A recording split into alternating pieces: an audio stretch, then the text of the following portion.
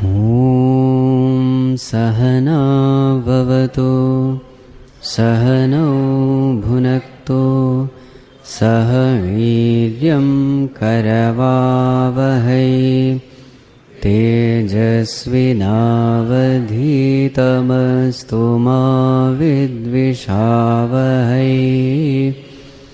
ॐ शान्ति शान्ति शान्ति। ఉపనిషత్తు దరిచేరిన విద్యార్థికి కావలసిన అర్హతలేంటో చూశాము. అతడు ప్రపంచంలో ఉన్న వాటి అన్నిటిలోనూ పరిమితిని చూశాడు. అపరిమితమైన ఆనందము పరిమితమైన దానిలో దొరకదని అర్థం చేసుకున్నాడు. అపరిమితమైన ఆనందంతో ఉన్న గొప్ప ఋషులను ఇంకా సాధువులను చూశాడు. సహజంగా వారి పట్ల ఆకర్షితుడవుతాడు. అతడు తన దుఃఖాన్ని దాటాలని, అపరిమిత ఆనందాన్ని పొందాలని ఉపనిషత్తును ఆశ్రయించాడు. మన గ్రంథాలు ప్రపంచాన్ని కీకారణ్యంతో పోలుస్తాయి. క్రూర మృగాలతో సోకిన ఒక మహా అడవి. ఆ అడవి మధ్యలో దిక్కు తెలియక అలసిపోయి భయంతో ఉన్న వ్యక్తి యొక్క పరిస్థితిని ఊహించండి. అతడు ఎంతటి తెగువతో మార్గం చూపించే వారి కోసం వెతుకుతాడు. అంతటి ఆతృత కలిగి ఉండాలి. అవి ఒక్కోసారి ఈ ప్రపంచాన్ని ఒక ఎడారిగా చూపిస్తాయి. నీడ కోసం వెతుకుతూ ఆకలి దప్పులతో బాధపడే వ్యక్తిని చూపిస్తాయి. ఒక్కోసారి ప్రపంచాన్ని ఒక పాములా చూపిస్తాయి. వ్యక్తి దాని పొట్టలో కరుగుతున్న కప్పలా చూపించబడతాడు. ఇంకోసారి ప్రపంచం ఒక కాలుతున్న ఇల్లులా, వ్యక్తి దానిలో ఇరుక్కుపోయినట్టుగా చెప్పబడుతుంది. ఒక్కోసారి వ్యక్తిని ఒక నీరులేని లోతైన బావిలో పడుతున్నట్టుగా, అతడు దానిలోంచి బయటకు రావడానికి తాపత్రయపడుతున్న వాడిగా చూపించబడుతుంది. ఒక్క మాటలో చెప్పాలంటే ఈ ప్రపంచంలో ఎంత దుఃఖం ఉందో చెప్పడానికి గ్రంథాలు ఈ విధంగా ఉదహరించాయి. ఎవడైతే ఈ ప్రపంచాన్ని తెలివిగా అర్థం చేసుకున్నాడో అతడే దుఃఖాన్ని శాశ్వతంగా తప్పించుకోవడానికి ప్రయత్నిస్తాడు. అతడికి పైపై ఆనందాల పట్ల ఆసక్తి లేదు. ఈ ప్రపంచం ఎటువంటి సుఖాన్నిస్తుంది? అగ్రే అమృతోత్తమం పరిణామే విషమివ. ఈ ప్రపంచ సుఖం మొదట్లో అమృతాన్ని పోలుంటుంది, కానీ చివరికి అది దుఃఖాన్నే మిగులుస్తుంది. ఇది అర్థం చేసుకున్నవాడు గురువును ఆశ్రయిస్తాడు. ఒకడు గురువును ఎలా చేరుతాడు అనేది మాత్రం ప్రకృతిలో ఓ రహస్యం. కానీ ఒకటి మాత్రం ఖచ్చితంగా చెప్పచ్చు: శిష్యుడు సిద్ధంగా ఉంటే గురువు తప్పకుండా వస్తాడు. దాని గురించి ఇంకా ఆలోచించనవసరం లేదు. చాలామంది అడుగుతుంటారు, భగవంతుడు ఈ దుఃఖభరితమైన ప్రపంచాన్ని ఎందుకు సృష్టించాడు అని. భగవంతుడు దయామయుడు అని అంటాం కదా, ఆయన ఎందుకింత క్రూరంగా ఉన్నాడు అని. గుర్తుంచుకోండి, ఈ కష్టాలు బాధలు నిజానికి ముసుగులో ఉన్న ఆశీర్వాదాలు. అవి చివరికి మిమ్మల్ని మెరుగుపరిచేందుకే ఉన్నాయి. అవి మీరు ఎదగడానికి ఇంకా మీ మనసును పరిశుద్ధపరచుకోవడానికి సహాయపడతాయి. నిజానికి ఈ బాధల కారణంగానే మనం అంతిమ సత్యాన్ని వెతుకుతాము. లేకపోతే ఎవ్వరికీ దీని పట్ల పట్టింపు ఉండదు. ప్రతి ఒక్కరూ సంసారంలో తలమునకలై ఉన్నారు. ఒకరు దిగ్భ్రాంతికి గురైనప్పుడే జీవితం యొక్క ఉద్దేశాన్ని ప్రశ్నిస్తారు. కుటుంబంలో మన అనుకున్న వాళ్లలో ఎవరైనా పోయినప్పుడు, తీవ్రమైన కష్టం వచ్చినప్పుడు కలిగే ఆ దిగ్భ్రమ జీవితానికి సంబంధించిన లోతైన భావనలకు నాంది పలుకుతుంది. అందువల్లే భగవంతుడు ఎంతో దయతో సమస్యలను, కష్టాలను సరైన మోతాదుల్లో కొలిచి మరీ అందిస్తాడు. నువ్వు ఎంతైతే మోయగలుగుతావో అంతే కష్టం అందివ్వబడుతుంది. ఆయన సర్వాంతర్యామి. ఆయనకు నీ సామర్థ్యం తెలుసు. దాన్ని బట్టే నీకు నీ కర్మఫలాలను అందిస్తాడు. నీ దృష్టి నీ లోపలి వైపుకు తిప్పేందుకు వీలుగా. ఇది అర్థమవ్వాలి. ఏదైనా రోగం వచ్చినప్పుడు నిజమైన సాధకుడు ఫిర్యాదు చేయడు. రోగం కూడా ముసుగులో ఉన్న ఒక ఆశీర్వాదమే. ఎలాగంటే, మీరు రోగంతో మంచం మీద ఉన్నప్పుడు వేరే ఆలోచనలు, బాధలు, బాధ్యతలు అన్నీ మర్చిపోయి కేవలం మీ శరీరం యొక్క కష్టం గురించే ఆలోచిస్తారు. జీవితం గురించి ఆలోచిస్తారు. చావు గురించి ఆలోచిస్తారు. జీవితం ఎంత అశాశ్వతమైనదో తెలుస్తుంది. మీలో వైరాగ్యం మొదలవుతుంది. జీవితం పట్ల ఉదాసీనత తగ్గి గంభీరత పెరుగుతుంది. సత్యాన్ని తెలుసుకోవాలన్న తీవ్రమైన తపన మొదలవుతుంది. కాబట్టి ఎటువంటి రోగం వచ్చినా, ఎటువంటి కష్టం వచ్చినా ఫిర్యాదు చేయకుండా, గొణగకుండా అన్నిటిలో భగవంతుని యొక్క దాగి ఉన్న హస్తాన్ని చూద్దాం. అది మన మంచికే అని తెలుసుకుని అంతర్ముఖమవుదాం. ఈ ప్రపంచం భగవంతుని చేత ఎంతో పరిపూర్ణంగా సృష్టించబడింది. మరి దాని పట్ల మనకు భయం ఎందుకు? భగవంతుని భయానికి సూర్యుడు ఉదయిస్తాడు, గాలి వీస్తుంది, నీరు ప్రవహిస్తుంది. ఈ సృష్టిలో జరిగే సమస్తము ఆయన భయానికే జరుగుతాయి. అన్నీ ఆయన ఆజ్ఞకు లోబడి ఉంటాయి. ఆయన ఆజ్ఞ లేనిదే ఆఖరికి ఓ దుమ్ము కళిక కూడా ఇక్కడి నుండి అక్కడికి కదలదు. అలాంటి భగవంతుడు మనల్ని చూసుకునేటప్పుడు ఇంక మనకు భయం ఎందుకు? ఏది ఎలా వస్తే అలా మనం జీవితాన్ని ఎదుర్కోవాలి. అలా గురువు దగ్గరికి వచ్చిన సాధకుడు తన జీవిత ఉద్దేశం కోసం కష్టపడతాడు. అతడి జీవితం యొక్క ఉద్దేశమేంటి? ఒకే ఒక అంతిమ ఉద్దేశ్యం ఉంది. అది తానెవరో తెలుసుకోవడం. మరి నేనెవరు? నువ్వు సత్ చిత్ ఆనంద స్వరూపుడవని ఉపనిషత్తులు ఘోషిస్తున్నాయి. నువ్వు శాశ్వతమైన ఉనికివి, పరిపూర్ణుడవు. నువ్వు ఈ అనిత్యమైన శరీరం కాదు. నువ్వు అమరుడవు. నువ్వు అనంతానివి. నువ్వు అనంతమైన ఆనందానివి అని చెబుతున్నాయి. అది మనమే అని మనం తెలుసుకోవాలి. ప్రస్తుతం మనకున్న అవగాహన ఏంటి? ప్రస్తుతం ఈ శరీరమే నేను అనుకుంటున్నాను. ఈ కుళ్ళిపోతున్న, చనిపోతున్న, మురికిగా ఉండే శరీరాన్ని నేను అంటున్నాను. గురువచ్చి ఈ అవగాహన తప్పు అని నిరూపిస్తాడు. అమృతస్య పుత్రాః. ఉపనిషత్తులు సాధకుడిని అలా పిలుస్తాయి. గురువులను ఆశ్రయించు, వారి ద్వారా సత్యము నీవేనని తెలుసుకో అని చెబుతున్నాయి. సాధకుడు ఒక్కసారి తన మార్గము ఇంకా తన లక్ష్యము తెలుసుకున్న తరువాత ఏం చేస్తాడు? దృఢ సంకల్పంతో ప్రయత్నిస్తాడు. సహజంగానే తన సంకల్పంతో, కృషి ఇంకా పట్టుదలతో సత్యాన్ని తెలుసుకుంటాడు. ఇక్కడ ఏం నాశనం చేయబడుతుంది? తన గురించి తనకున్న తప్పుడు భావన నాశనం చేయబడుతుంది.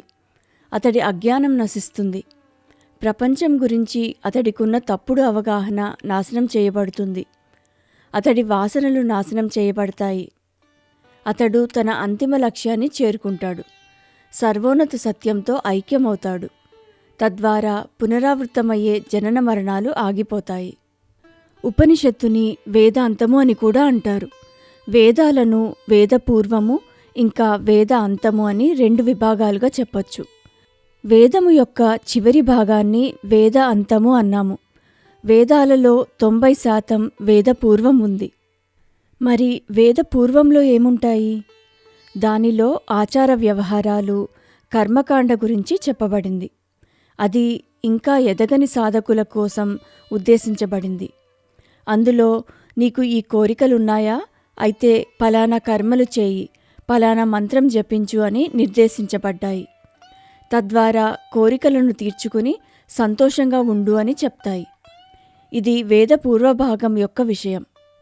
వేదపూర్వం యొక్క ఉద్దేశ్యమేంటి? కోరిక తీరినప్పుడు భగవంతునిపై నమ్మకం పెరుగుతుంది. దాని ఉద్దేశం ఒక్కటే, భగవంతుని వైపుకు నీ మనసును తిప్పడం, అంతే. అది ఆర్తభక్తుల కోసం, అర్ధార్థి భక్తుల కోసం ఉద్దేశించబడింది. అంటే దుఃఖంతోనూ ఆశలతోనూ నిండిన మనసు గలవారి కోసం ఉంది. కానీ సాధకుడు ఎప్పుడైతే ఆధ్యాత్మికతలో ఎదుగుతాడో అవే వేదాలు వారికి వేదపూర్వ భాగాన్ని ఖండిస్తాయి. ప్రపంచం నీ ఆనందానికి కారణం కాదని, నీవే ఆనంద స్వరూపుడవని చెప్తాయి. దాన్ని నీలోనే వెతకమని చెబుతాయి. అలా వేద అంత భాగానికి లేదా ఉపనిషత్ భాగానికి వస్తావు. ఒక వ్యక్తి ఆధ్యాత్మికంగా ఎదిగిన తరువాత అతడు తప్పనిసరిగా వేదాంతాన్ని అధ్యయనం చేయాలి. ఉపనిషత్తులు అత్యున్నత వర్గానికి సంబంధించినవి. అవి అత్యంత అభివృద్ధి చెందిన మనసు గల వారి కోసం ఉన్నాయి. ఇప్పుడు మనం అమృత బిందు ఉపనిషత్తులోకి ప్రవేశిద్దాం. మనకు 4 వేదాలున్నాయి. ఋగ్వేదం, యజుర్వేదం, సామవేదం, అథర్వవేదం. అమృత బిందు ఉపనిషత్తు అథర్వవేదంనకు చెందినది. ఇందులో 5 బిందు ఉపనిషత్తులున్నాయి. నాదబిందు, బ్రహ్మబిందు, తేజబిందు, ధ్యానబిందు, అమృతబిందు ఉపనిషత్తులు. ఇందులో అమృతబిందు ఉపనిషత్తు చాలా ప్రాచుర్యం పొందింది. ఇది సామాన్య ఉపనిషత్తు కిందకు వస్తుంది. ఉపనిషత్తులు రెండుగా విభజించబడ్డాయి: ప్రధాన ఉపనిషత్తులు, సామాన్య ఉపనిషత్తులు. ఈ 10 ఉపనిషత్తులు గుర్తుంచుకోవడానికి వీలుగా ఇలా చెప్పబడింది: ఈసకేన కట ప్రశ్న ముండమాండుక్యతిత్తిరి ఐతరేయం చ చాందోగ్యం బృహదారణ్యకం దశ. ఈ 10 ఉపనిషత్తులు ప్రధాన ఉపనిషత్తులుగా చెప్పబడ్డాయి. వేదవ్యాసుల వారు రచించిన బ్రహ్మసూత్రాలలో వీటికి సంబంధించిన సూత్రాలు ఉటంకించబడ్డాయి. అందుకే శంకరాచార్యుల వారు ఈ 10 ఉపనిషత్తులకు మాత్రమే తమ వ్యాఖ్యానాన్ని అందించారు అంటారు. ఇతర 108 ఉపనిషత్తులు సామాన్య ఉపనిషత్తులుగా పరిగణించబడతాయి. అన్ని ఉపనిషత్తుల్లోనూ ఒకే సత్యం ప్రస్తావించబడింది కనుక సామాన్య ఉపనిషత్తులను తక్కువ చేసి చూడకూడదు. అమృత బిందు ఉపనిషత్ అంటే ఏంటి? బిందువు అంటే చుక్క, అమృతం అంటే శాశ్వతమైనది అని. మొదటిగా ఈ ఉపనిషత్తులోని బోధలు శాశ్వతమైనవి, అంటే అన్ని కాలాల్లో ఈ జ్ఞానం ఎంతో విలువైనది, ఇంకా మెరుగుపరచలేనిది. రెండవది, ఇది శాశ్వతత్వం గురించి బోధిస్తుంది. అలాగే ఎవరైతే ఈ ఉపనిషత్తును అనుసరిస్తారో వారు కూడా శాశ్వతమవుతారు. అందువల్ల ఇది అమృత బిందు ఉపనిషత్ అయ్యింది. ఇక్కడ గురువెవరో శిష్యుడెవరో మనకు తెలీదు, కేవలం బోధలు మాత్రమే అందుబాటులో ఉన్నాయి. ఇక ఉపనిషత్తులోకి ప్రవేశిద్దాం. ఇది మొదలు పెట్టే ముందు శాంతి మంత్రం పఠిద్దాం.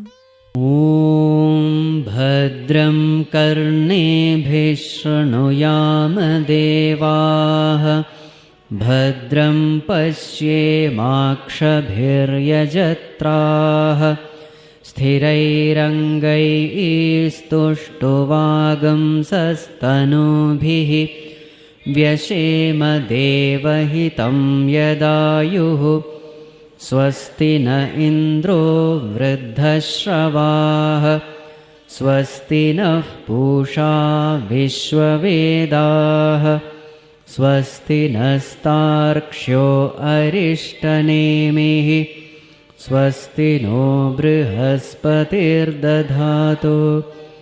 ఓం శాంతి శాంతి శాంతి. ఈ శాంతి మంత్రాన్ని ఉచ్చరించడం వల్ల అది మనసును సిద్ధం చేస్తుంది. ఇది మన వైదిక సంప్రదాయం.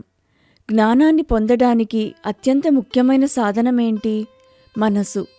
మీ మనసు స్వచ్ఛంగా, నిశ్శబ్దంగా, ఇంకా ప్రశాంతంగా ఉంటే మీరు జ్ఞానాన్ని తేలిగ్గా గ్రహించగలుగుతారు. కనుక ముందు మనసును సిద్ధపరచుకోవాలి. ముఖ్యంగా పరావిద్య అంటే ఈ ఉపనిషత్ యొక్క జ్ఞానం అత్యంత సూక్ష్మమైనది. దీన్ని గ్రహించాలంటే మీ మనసు కూడా అంత సూక్ష్మంగా మారాలి, లేదంటే ఇది మీ పట్టు జారిపోతుంది. ఈ మంత్రాలని జపించడానికి రెండవ కారణమేంటంటే భగవంతుని అనుగ్రహాన్ని ఆవాహనం చేయడానికి.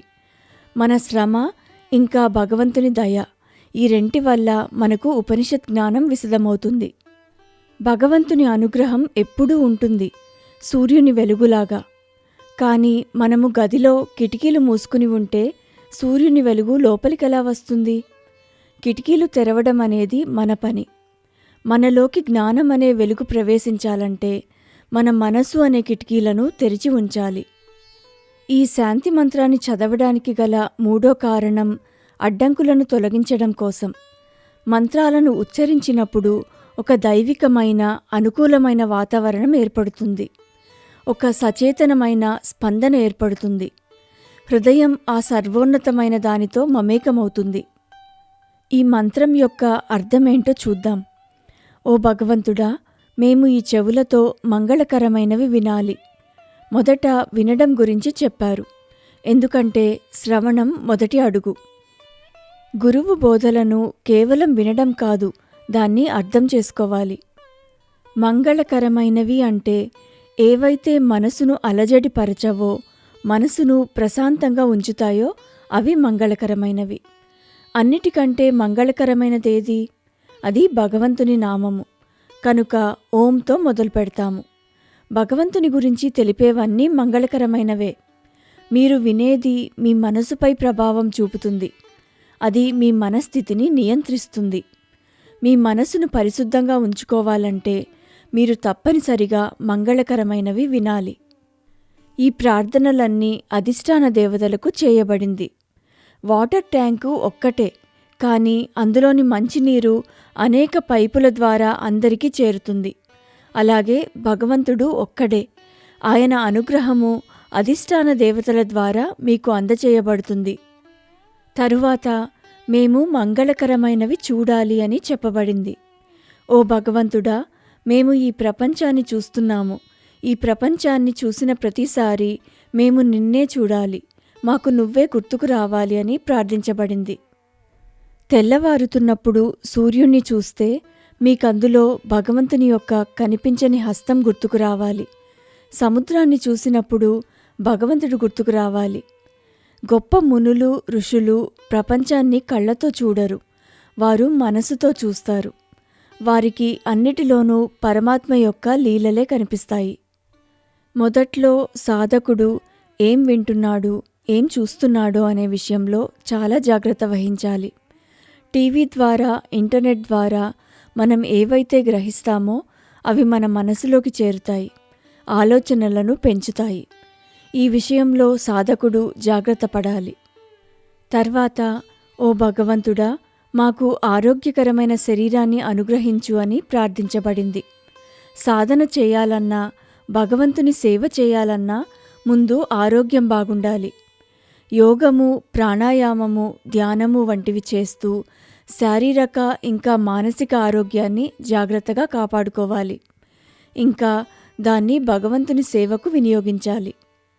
తర్వాత, ఓ భగవంతుడా, మా జీవితకాలము పరోపకారార్థం వినియోగపడేలా అనుగ్రహించు, నన్ను నీ చేతిలో ఓ సాధనంగా మార్చుకో అని ప్రార్థించబడింది. ప్రపంచాన్ని సేవించడంలో భగవంతుణ్ణి సేవిస్తున్నాను అన్న భావన కలిగి ఉండాలి. తర్వాత, దేవతలు మాకు సరైన వాక్కు మరియు వివేకమును అనుగ్రహించుగాక అని చెప్పబడింది. ఓం శాంతి శాంతి శాంతి అని 3 సార్లు ఎందుకు చెప్పబడింది? అడ్డంకులు రావడానికి 3 మార్గాలున్నాయి. ఆది దైవిక తాపము, ఆది భౌతిక తాపము, ఆధ్యాత్మిక తాపము. ఆది దైవిక తాపము అంటే తెలియని మూలాల నుండి వచ్చే కష్టం. అది మీ నియంత్రణలో లేనిది. ఉదాహరణకు, ప్రకృతి వైపరీత్యాల వల్ల వచ్చే కష్టం లాంటిది. ఆది భౌతిక తాపము అంటే మీ చుట్టుపక్కల ఉన్న వాటితో మీకు కలిగే కష్టం. దానిమీద మీకు కొంత నియంత్రణ మాత్రమే ఉంటుంది. శబ్ద కాలుష్యం, దోమలు కుట్టడం, ఇరుగు పొరుగు వాళ్లతో ఇబ్బందులు, రోగం వల్ల కలిగే బాధ వంటివి. ఆధ్యాత్మిక తాపము అంటే నీ లోపలి నుండి వచ్చే అడ్డంకులు. ఈ బోధలపై విశ్వాసం లేకపోవడం, బద్ధకం, శ్రద్ధ లేకపోవడం వంటివి. అందువల్ల శాంతి శాంతి శాంతి అని 3 సార్లు చెప్పబడింది. ఓం సర్వే భవంతు సుఖినః, సర్వే సంతు నిరామయాః, సర్వే భద్రాణి పశ్యంతు, మా కశ్చిత్ దుఃఖభాగ్ భవేత్. అసతో మా సద్గమయ, తమసో మా జ్యోతిర్గమయ, మృత్యోర్మా అమృతం గమయ. ఓం శాంతి శాంతి శాంతి. హరి ఓం. శ్రీ గురుభ్యో నమః. హరి ఓం.